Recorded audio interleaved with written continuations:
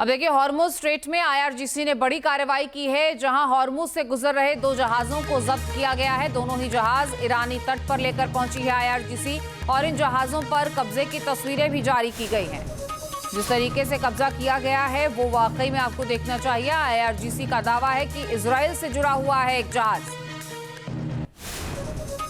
IRGC के ये commandos मुंह पर मास्क पहने हुए जहाजों पर चढ़कर कैसे कब्जा करते हुए नजर आए हैं, इन वीडियोस के जरिए वो आपको दिखाते हैं। ये वीडियो आप देख रहे हैं जो जारी किया गया है आईआरजीसी की तरफ से, और ये जो बोट्स हैं, इन बोट्स के जरिए ही इन जहाजों पर चढ़कर इन जहाजों को अपने कब्जे में लिया गया है। हमारे सहयोगी राहुल दबास हमारे साथ जुड़ चुके हैं, सीधे उन्हीं का रुख के लेते हैं। राहुल, अब जो हालात हैं, जिस तरीके से जहाजों को कब्जे में लिया जा रहा है, एक नाकेबंदी अमेरिका की तरफ से, दूसरी तरफ ईरान ने बाड़ेबंदी कर रखी है।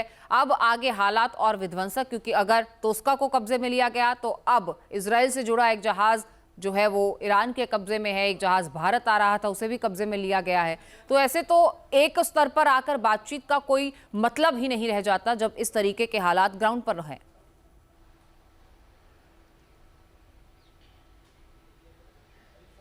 देखिए, बातचीत के लिए 2 चीजें महत्वपूर्ण है। पहला है कि किसके पास क्या कुछ है देने के लिए। अभी तक था स्टेट ऑफ हॉर्मोन्स पूरी तरीके से तेहरान के कंट्रोल में था, क्योंकि 32 किलोमीटर का नैरो चौक पॉइंट है जहां पर बहुत बड़ी एरिया में तो माइंस बिछाई हुई है। लेकिन अब उसके आगे जाकर के एक नया घेरा अमेरिका ने बना लिया है, जहां पे पोसाइडन P-8 उनके जो प्लेन्स है वो उड़ रहे हैं, जिनका जो सोनार सिस्टम है काफ़ी पावरफुल है, जो समंदर में जहाज़ों का पता लगा सकता है। MQ-9 ड्रोन्स की बात करें तो वो भी लगातार काम कर रहे हैं और सैटेलाइट नेविगेशन के जरिए भी पूरी निगाह रखी जा रही है। और यही वजह है कि बड़ी संख्या में जहाज फंसे हुए हैं और उसका असर एशिया की बड़ी इकोनॉमी जैसे भारत, चीन, साउथ कोरिया और जापान पर अब दिखने भी लगा है, क्योंकि पहले जो थोड़ी थोड़ी सप्लाई हो पा रही थी गैस की, तेल की, अब वो भी रुक गई है। तो दबाव है अंतरराष्ट्रीय लिहाज से कि युद्ध समाप्त हो, सीज फायर भी हो, स्टेट ऑफ हॉर्मुज खुले भी।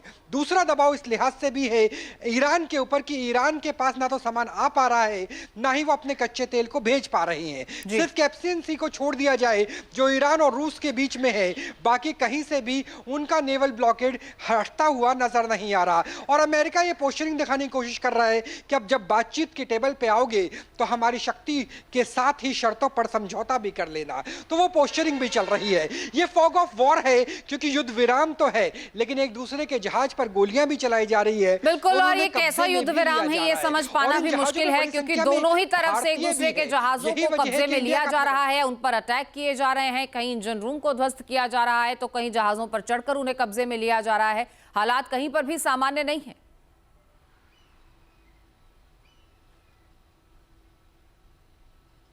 निश्चित तौर से हालात सामान्य नहीं है, क्योंकि इंफॉर्मेशन वॉरफेयर है, साइबर वॉरफेयर है, नैरेटिव वॉरफेयर है, आपके साथ कितने देश खड़े हुए हैं उसका भी वॉरफेयर है। क्योंकि अगर स्टेट ऑफ हॉर्मुज के नेवल ब्लॉकेड के दौरान अमेरिका के किसी जहाज पर हमला किया गया तो एक्ट ऑफ वॉर में आ जाएगा और फिर कहेंगे कि आर्टिकल 5 रिवोक कर देना चाहिए नाटो का, यानी बाकी देश में अमेरिका के साथ आ जाए। क्योंकि यूरोप के भी स्थिति बहुत खराब है, वो रूस से तेल खरीद नहीं सकता, गैस खरीद नहीं सकता, तो वो भी स्टेट ऑफ हॉर्मुज पे ही काफी हद तक निर्भर नजर आ रहा है। तो बहुत कुछ है अंतरराष्ट्रीय चेस बोर्ड पर जो इसी छोटे से नैरो चौक पॉइंट पर नजर आ रहा है, और ये तो सिर्फ एक है। अब बाबल मांडे भी बंद हो सकता है अगर ईरान के ऊपर ज्यादा दबाव पड़ता है तो उसके बाद एशिया और यूरोप के बीच का जो शॉर्टेस्ट ट्रेड रूट है उस पर भी मुसीबत के बादल मंडराते हुए नजर आएंगे। क्योंकि रेड सी और उसके अलावा अगर बात करें भूमध्य सागर और सुएज कनाल को जोड़ने का वही रास्ता है। जी बिल्कुल राहुल, बहुत शुक्रिया आपका इस पूरी जानकारी के लिए।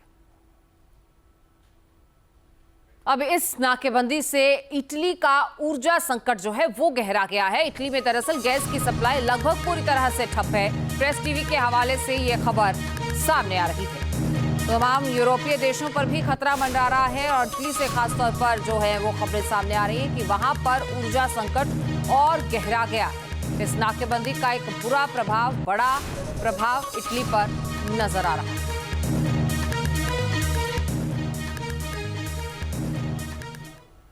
अब हॉर्मुज ब्लॉकेड की अगर बात की जाए, अमेरिका और ईरान आमने सामने नजर आते हैं। अमेरिका ने इसकी नाकेबंदी जारी रखने का फरमान सुना दिया है और ईरान इस रूट को खोलने के लिए मिलिट्री एक्शन की तैयारी कर रहा है। और इसी बीच समंदर में जहाजों पर अचानक से हमले बढ़ गए हैं। मौजूदा टकराव कैसे और विस्फोटक हो रहा है, ये आप इस रिपोर्ट से समझिए।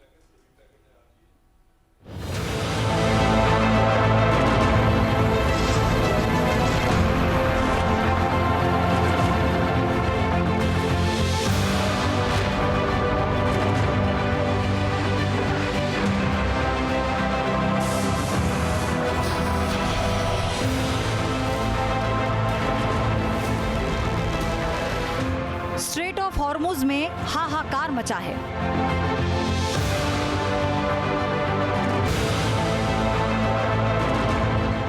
अमेरिकी नेवी ने हॉर्मुज ब्लॉकेड के जरिए ईरान पर दबाव बढ़ाने की कोशिश की है। 13 अप्रैल से ही यहां नाकेबंदी जारी है। 24 घंटे यहां निगरानी की जा रही है।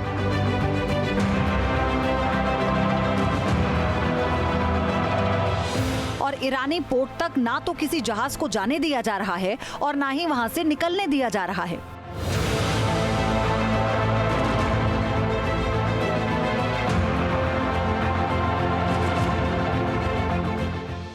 ईरान और अमेरिका के बीच जारी तनाव के दौरान एक बड़ी घटना सामने आई। एक तरफ पीस टॉक का दूसरा दौर रद्द हो चुका है, दूसरी तरफ हॉर्मुज स्ट्रेट को लेकर टकराव पहले से ज्यादा बढ़ गया है।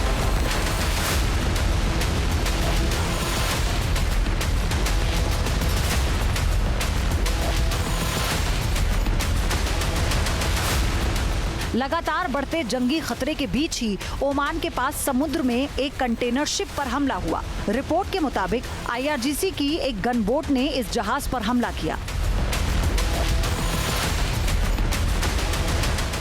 यूके मैरीटाइम ट्रेड ऑपरेशंस के मुताबिक ओमान के पास एक जहाज से जुड़ी घटना की रिपोर्ट मिली। ये घटना ओमान के उत्तर पूर्व में करीब 15 समुद्री मील की दूरी पर हुई।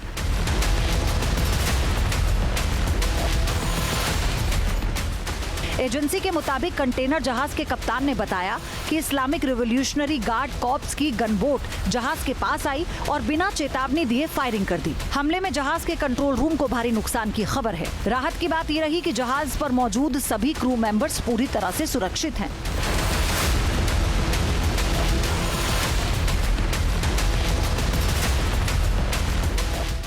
समुद्र में ये तनाव ब्लॉकेड शुरू होने के बाद से ही लगातार बढ़ रहा है। 20 अप्रैल को अमेरिका ने यहां ईरान के शिप तोस्का को कब्जे में ले लिया था। अमेरिका के मुताबिक इस जहाज ने समुद्री घेराबंदी के नियमों को तोड़ा था। US नेवी ने 6 घंटे तक अलर्ट देने के बाद एक्शन लिया। पहले शिप पर फायरिंग की गई और फिर जवानों ने उसे अपने कंट्रोल में ले लिया।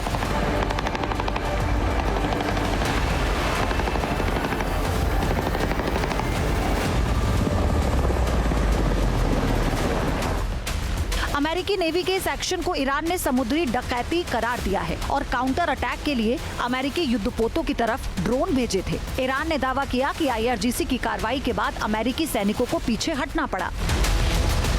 इन घटनाओं ने पहले से जारी तनाव को और भी भड़का दिया है। अमेरिका नाकेबंदी हटाने को तैयार नहीं है, जबकि ईरान यहां अपना कंट्रोल और मजबूत कर रहा है। अमेरिका ने साफ कर दिया कि जब तक ईरान कोई समझौता नहीं करता, तब तक हॉर्मुज की नाकेबंदी नहीं हटेगी। वहीं ईरान इस बात पर अड़ा है कि जब हॉर्मुज ब्लॉकेड हटेगा, उसके बाद ही कोई बात होगी।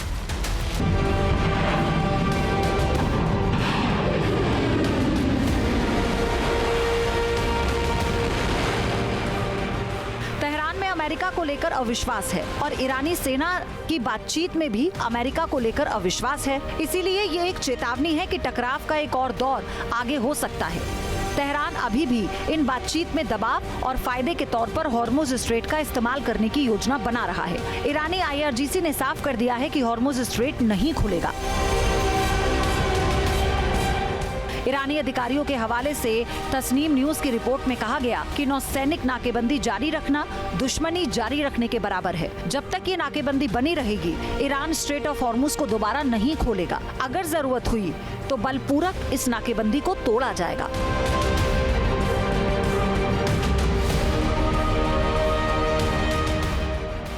दूसरे चरण की बातचीत रद्द होने की सबसे बड़ी वजह अमेरिका का हॉर्मुज और ईरानी बंदरगाहों की नाकेबंदी करने का फैसला है। दोनों देशों के बीच हॉर्मुज को लेकर अब तक कोई समझौता नहीं हो पाया। ऐसे में दोनों ही अपना अपना कंट्रोल इस जगह पर बता रहे हैं। अमेरिका नाकेबंदी कर बैठा है तो ईरान भी अब सक्रिय हो गया है और इस इलाके से जाने वाले जहाजों पर कब हमला हो जाए इसका खतरा बना हुआ है। कानूनी तौर पर स्ट्रेट ऑफ हॉर्मुज का रास्ता अंतर्राष्ट्रीय है, इसलिए सभी देशों के जहाजों को गुजरने का अधिकार है। मगर जमीनी हकीकत में ईरान अपनी सैन्य मौजूदगी की वजह से यहाँ अपना प्रभाव बनाए हुए है। वहीं अमेरिका और उसके सहयोगी इस प्रभाव को चुनौती दे रहे हैं, इसीलिए टकराव लगातार बढ़ रहा है। ईरान में अमेरिका की कार्रवाई के खिलाफ भारी आक्रोश है। हालात यहाँ तक बिगड़ चुके हैं कि हॉर्मुज ब्लॉकेड का जवाब सैन्य कार्रवाई से देने की मांग उठने लगी है। ईरान के सिक्योरिटी एनालिस्ट और संसद के अध्यक्ष गालिबाफ के सलाहकार ने धमकी भरे लहजे में कहा है कि ट्रंप की ओर से सीज फायर की मियाद बढ़ाए जाने का कोई मतलब नहीं है। हारने वाला पक्ष अपनी शर्तें नहीं थोप सकता। घेराबंदी जारी रखना बमबारी से किसी तरह भी अलग नहीं है और इसका जवाब सैन्य कार्रवाई से ही दिया जाना चाहिए। इसके अलावा ट्रंप का संघर्ष विराम आगे बढ़ाना निश्चित रूप से एक चाल है ताकि अचानक हमला करने के लिए समय मिल सके।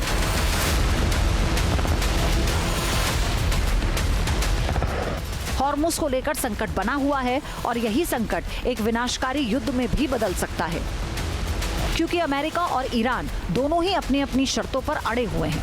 ऐसे में जंग छिड़ने की अटकलें तेज हैं और इस बार बमबारी हुई तो उसका नुकसान भी कल्पना से परे हो सकता है। Team news nation. अब से डीडी फ्री डिश की चैनल नंबर 57 पर देखिए न्यूज़ नेशन।